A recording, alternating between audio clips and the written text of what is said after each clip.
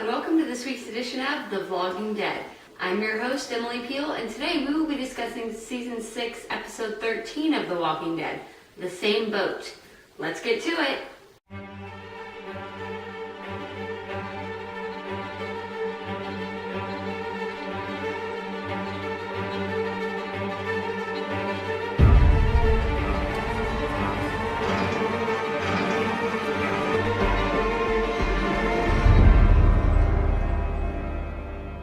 At the end of last week's episode, we heard people on a walkie-talkie talking to Rick and his group after they had just invaded Negan's area or whatever, and they said, we have a Carol and a Maggie if that's anything that you're interested in talking about. So we start off this episode, we see Carol and Maggie, and there's like a group of like 4 or 5 that are like holding them hostage, and we see how it like plays out. They like take them hostage while Carol and Maggie are fighting, and then they see the group and everything, and they make them say their names and everything, and so we see how all that played out. So they're definitely not people that we can trust. Paula, who is the leader of this little group that's holding them hostage, kind of takes things into her own hands. They go inside the compound into like a different room or whatever, and they tie them up and duct tape them up and everything and keep them hostage there. And for a little bit they like walk out, and this is where like Carol's like strength, it really comes into question in this episode. You know, it seems like she's starting to deteriorate. Like Alexandria, it's taking a toll on her. Like she's really, it seems like she's getting softer. I don't know. So I'll see what you guys think. So what happened was they killed a walker that was in the room or whatever, and as they're like dragging the walker out, Carol like manages to snag with her hands, like even though they're duct taped up, she still can like move her hands. She manages to snag like a cross necklace that was on the neck of the walker that they're dragging out. So you could tell she had a plan with this. And when I first thought, I was like, she's gonna try to cut open the duct tape with the cross. And it was weird. It was like, she didn't immediately start doing that.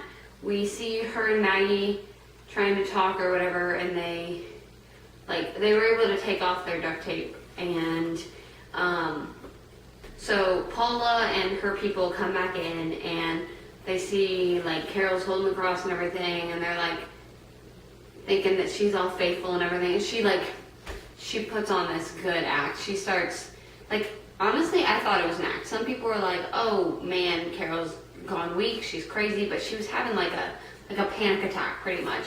And she pretty much was just like having a really hard time breathing, and Maggie managed to let them know like, hey, she can't breathe, like take the duct tape off her mouth, she's hyperventilating, blah, blah, blah.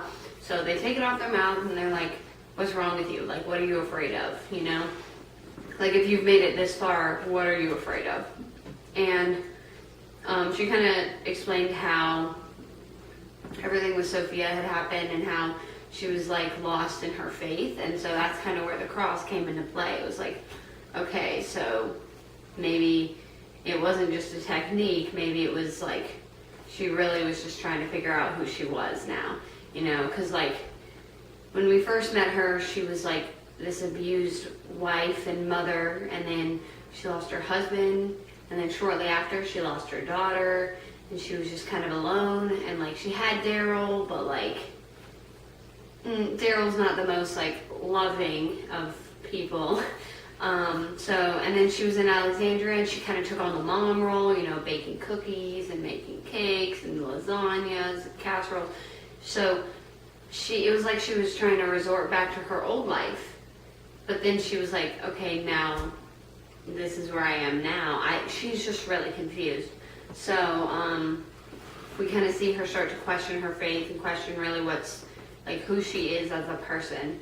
So she also begins to question who she is. You know, Molly's over here smoking cigarettes, and Carol's like, hey, you know, that'll kill you, right? And she's like, I don't care. Like, I'm already dead, I think that was her response. Like, I'm already dead. Like, I'm already in this, so can't get any worse than this. And Carol was like, huh, I think she kind of took that in, and then she asked for a cigarette herself. And like, oh, again, I thought she was gonna go for that duct tape. She's over here like with it like between her hands, and it kind of looked like she was like, it's hard for me to do it, but here, let me grab a pen. Got my letter opener to represent this. It kind of looked like she was like holding it and like trying to like burn the duct tape. But then that wasn't it. I was like, all right, what are you doing? Like, obviously, I knew she had a plan. Like, I knew there was something going on and that she wasn't just going crazy, because like, she can't go crazy that fast. I don't know. It was a little weird for me.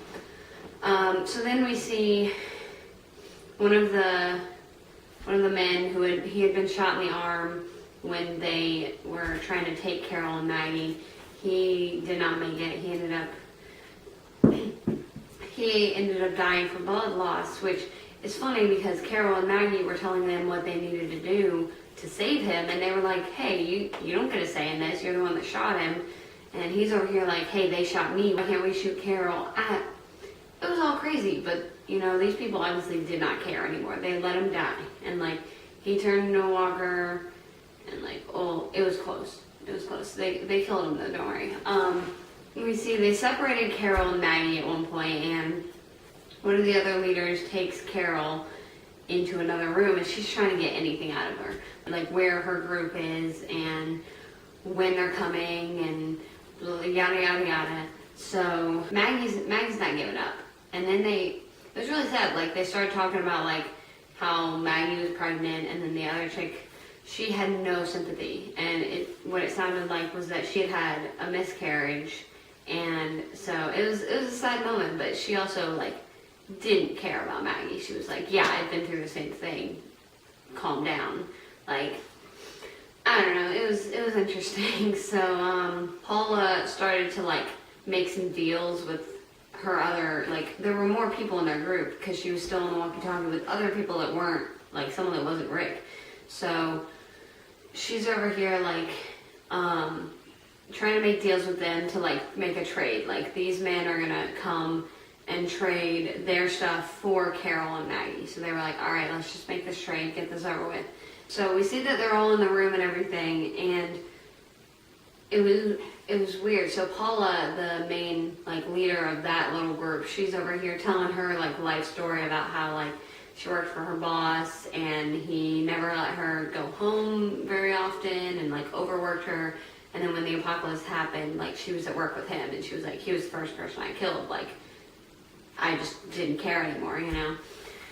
And so we saw that, and then we're, like, Carol, she was kind of like, okay, so who is Negan?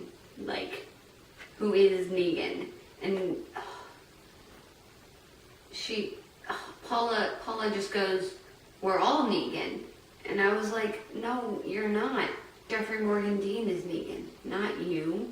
Like, honestly, I thought of Oprah. It was like, you get a car, and you get a car, and you get a car, and everybody gets a car. Like, you're Negan, and you're Negan, and you're Negan, and everybody's Negan. So, I don't know, I feel like it's like one of their little like schemes or like mind games that they play. Like, okay, we're all Negan, whoever Negan is. Negan is the leader. We are all like a leader in some ways. What I'm thinking they're like going for or something. I don't know.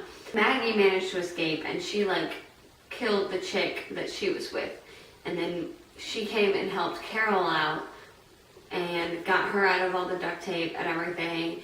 Everything's going great. They're going and like killing all these people, killing a bunch of walkers, and like they got a hold of the walkie-talkie that Paula had been using to talk with her group, and Carol kind of tried to imitate her voice and was like, yeah, meet in the whatever room and blah blah blah. I don't know, I can't do imitations, but so she was like, meet in this room, like we have them in here. So here's where Carol really got smart. I was so scared the whole time that like everything she did, like I'm just anticipating, okay, you know, the cross, she's gonna cut the duct tape, and the cigarette, she's gonna burn the duct tape. Like, she was never doing anything. And then she finally killed Molly, and she took a cigarette and like lit it. And then all the men that were in this room, they were next to like tons of barrels of gasoline. And she just threw the cigarette in there and shut the door, and like, they were all gone. Like, so Carol, I think she's back. I don't know. It's like, it's weird now, because she was like weak, but not, but I don't know. So then we see them go out, and oh gosh, there's so many walkers like in the way now, because they went in and killed all these people earlier in the previous episode when they were like trying to kill Negan and all his people. So there's all these walkers that had like turned from the people that were killed, and they're everywhere, and it's like, oh, it's so hard to like get anywhere, but they're all kind of like tied up now and everything. They're trying to kill everybody. The chick that had Maggie in a different room, she came and tried to kill Maggie, and she sliced like right at the bottom of her shirt, and Maggie killed her. And like all we saw was the shirt. I didn't see if there was blood or anything like that. So like, Carol, this is where you find out that like last week you see her circle the number 18 in a notebook, and this is where you find out, okay, that means people that she's killed.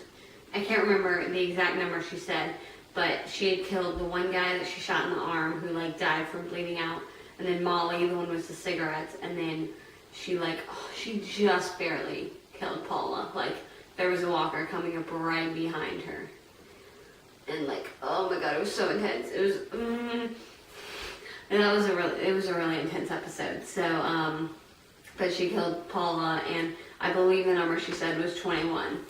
And it was just like, okay, so that's what that means. That's people that have been killed. So then we see Rick's group come in, and they're all reunited, and Carol and Daryl are hugging, and Maggie and Glenn, and everything's wonderful. But then there's still this guy who they found on the bike, because they hadn't killed him yet, the one with the walkie-talkie, because they were gonna also trade him for Carol and Maggie. But so they still have him alive, and then Rick, he holds up a gun to the guy, and he goes, "Who's Negan?" Because like he realizes, okay, we didn't kill him. There's still people and whatever. So he holds up a gun to him, and he's like, "Who's Negan?" And he just goes, "I'm Negan," because everybody's claiming to be Negan here. So Rick just goes, "All right," and he just shoots the guy. So that was all to that episode, and so stressful. But before we end, I'm going to be choosing a question from our wonderful zombie bowl. All right. Do you think that Maggie will miscarriage? And if so, how would this affect the show? All right. So my theory is what I believe, we saw the cut on the shirt from the knife. But like, it stayed on there for a while, and I didn't see any blood. So, like, I don't think that there will be a miscarriage. And like, it was showing, that one chick, she had no sympathy. She was just like, whatever, I don't care. She had a miscarriage, but she didn't care. Obviously she cared, but she had given up on caring for other people. And like, that's not Maggie. Maggie will always care about other people and like try to protect them. That's why she was out there in the first place. Like, instead of staying in Alexandria protecting herself, she was there in the first place because she wanted to make sure Glenn was safe and everyone else was safe, and so she was keeping watch. Like, that's Maggie. So I feel like I don't think she's gonna have a miscarriage. And then if she did, man, I feel like it's gonna be, it'd be rough. It'd be rough. And so, I don't know, I feel like the whole, everybody would just be really down, and it would end badly because nobody would be on guard. Maggie and Glenn would be really depressed, and it would just, I don't know. It would not be good though. Well, that's all for this edition of The Vlogging Dead. I'm your host, Emily Peel, and until next time, stay alive and don't get bit.